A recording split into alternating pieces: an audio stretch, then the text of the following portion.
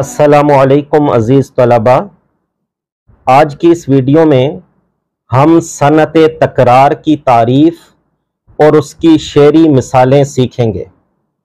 صنعت تکرار شاعری میں استعمال ہونے والی ایک صنعت ہے اور اس کی تعریف یہ ہے کہ شعر میں ایسے الفاظ جمع کرنا جو تلفظ، کتابت اور معنی میں ایک جیسے ہوں۔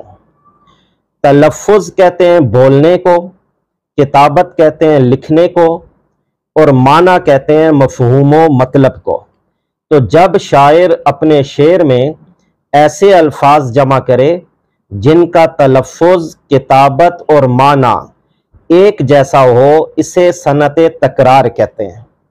اب آپ اس کی شعری مثالیں دیکھیں۔ توبہ کی پھر توبہ کی، ہر بار توبہ توڑ دی، توبہ بھی اس توبہ سے توبہ توبہ کر اٹھی۔